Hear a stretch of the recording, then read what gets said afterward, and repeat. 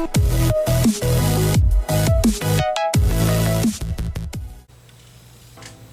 guys, this is Lammers Invoked 101. Welcome back. Today we are taking a look at a updated version of the Witchcrafter deck. I believe Mio did the last one on this deck. And this deck changed just a little bit. There's enough new stuff in here that I thought it warranted an update, and possibly even a new live duel once we get, after Chaos Impact, once we get the new Infinitrack monster. So it would be really cool to do another one of those.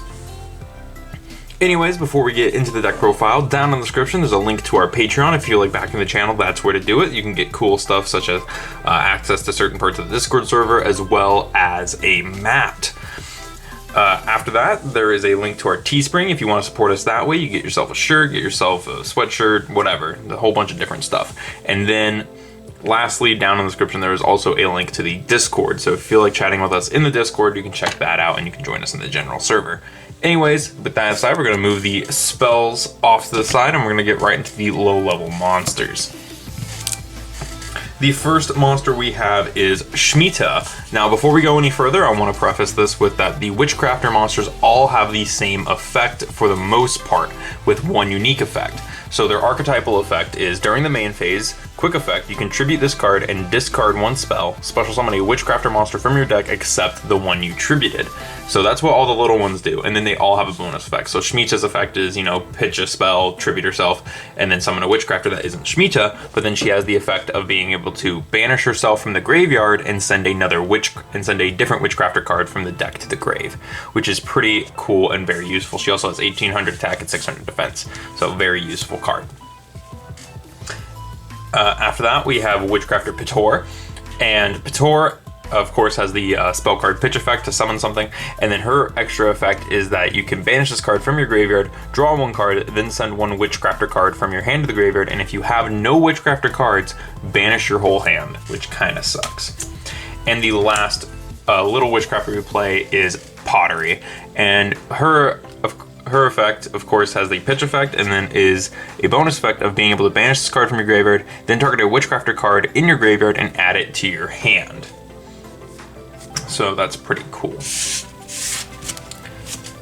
Setting them off to the side, we have some extra stuff, just some engine things, such as the Wind Witches. So we're playing 3 Ice Spell because this is the one that starts you off and just gets you to Crystal Wing. You want to see this one first. And then we're playing the 1 Searcher and the 1 Special Summoner, just because you don't really want to see these, you want to keep them in your deck.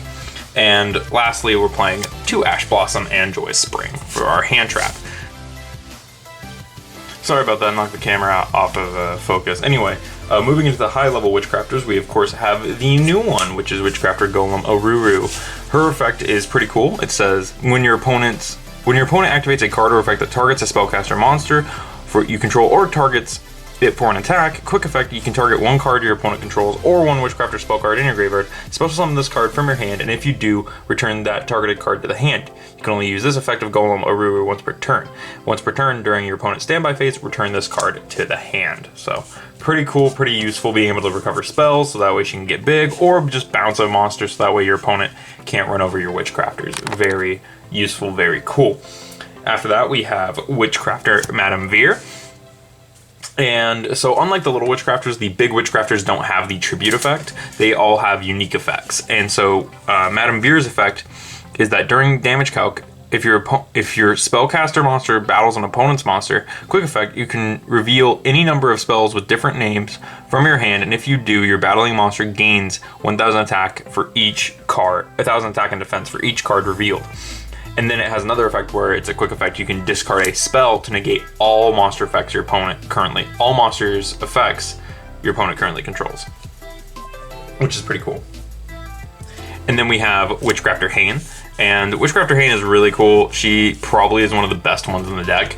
So her effect is that your opponent cannot target other spellcasters you control with card effects, and then she has a quick effect to discard a spell and pop a card on the field, which is very cool. And lastly, we have Edel. And Edel's effect is a quick effect. You can discard one spell, special summon a Witchcrafter monster from your hand, except Edel. You contribute this card, then target one spellcaster monster in your graveyard, except Edel, special summon it. You can only use each effect of Edel once per turn. So, She either gets more big ones out of your hand for the cost of another spell card, or she is a monster reborn for another Witchcrafter, which is also very useful. And that's it for the monster lineup. I always think it's a small monster lineup, but then like it's not that bad. So before we get into the Witchcrafter spells, I want to explain the mechanics of the Witchcrafter spells, which is that all Witchcrafter spells have 2 effects, and all the regular spell card, all the non-continuous spell cards have the effect of if you didn't use their other effect that turn, you can put them back into your hand as long as you control a spellcaster, which is pretty cool. The first one we have is Witchcrafter Creation, which of course has the return to hand effect, but it also has the effect of adding a Witchcrafter from deck to hand. And then we also have Witchcrafter Draping, which has the return to hand effect and the effect of targeting spells and traps your opponent controls up to the number of Witchcrafter monsters you control and returning them to the hand. Then we have one Witchcrafter Scroll. So this is the continuous one. The continuous ones work a little differently. So each of them, the continuous spells have 2 shared effects, which is if you would discard a card to activate a Witchcrafter monster's effect, you can send it from field to the graveyard instead. But then it also has the effect of if you didn't use that effect during the end phase, if you control a Witchcrafter, you can place it face up in your spell and trap zone from the graveyard.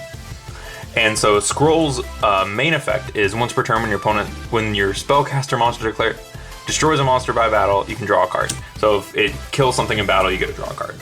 And then we have 2 By Street, which is another really cool Witchcrafter card, and it's aside from the 2 effects that it has and shares with Scroll, it has the effect of the first time your Witchcrafter monsters would be destroyed by battle or card effect, they're not, which is pretty cool. And then lastly, we have Witchcrafter Creation, or Witchcrafter Holiday, which has the return to hand effect, and then it also has the effect of being able to special summon a Witchcrafter from the graveyard, which is very cool. And that's it for the Witchcrafter stuff. Then we have some stuff that works with the whole discard a spell effect. Stuff like Galaxy Cyclone, which has the effect of target one set spell or trap on the field, destroy it, and then during the main phase, except the turn this card was sent to the graveyard, you can pop a face-up spell or trap your opponent controls, which is pretty cool. So you discard this, and then you get to pop a face-up spell card during a later turn. We also have Metal Foes Fusion, which has the effect of you fuse with Metal Foes, but that's not what we're using it for. Basically what it does is if it's in your graveyard, you shuffle it back and draw a card, which is something that this deck desperately needed. So Metal Foes Fusion is nice to have. And then the last spell that does something on discard is Magician's Restage. This is really cool because it searches out a couple cards I'm about to talk about. And its effect on field is that, but this is also like kind of useful, so I'm thinking about playing more. Its effect is you can target one level 3 or lower spellcaster monster in your graveyard to special summon it. This effect can only be used once while this card is face up on the field. Then it has the other effect of if this card is sent to the graveyard, you can add one Magician continuous spell from your deck to your hand, except Magician's Restage. So you discard it and then you get to search one of 2 cards, which is either Magician's Right Hand or Magician's Left Hand.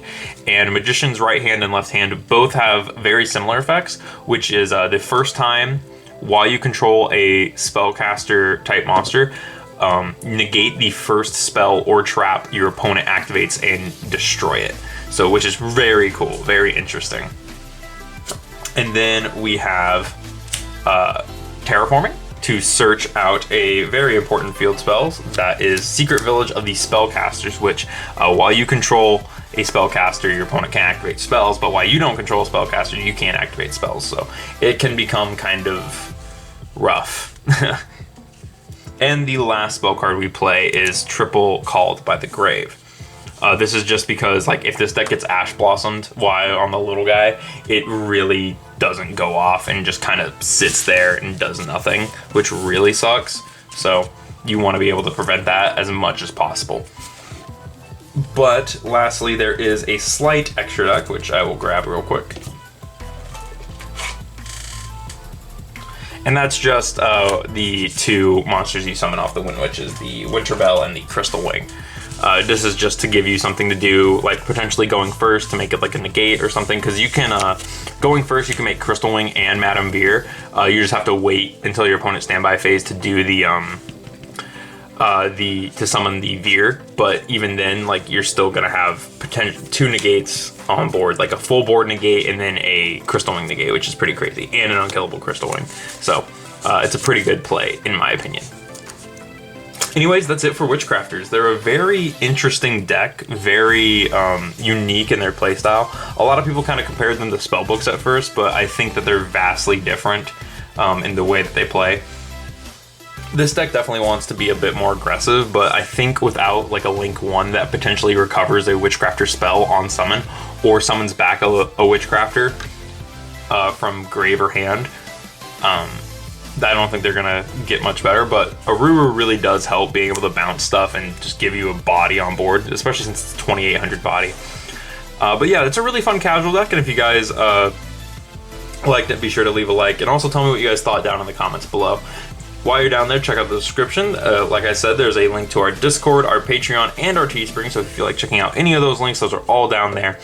And anyways, thank you guys for watching, and I will see you guys in the next video.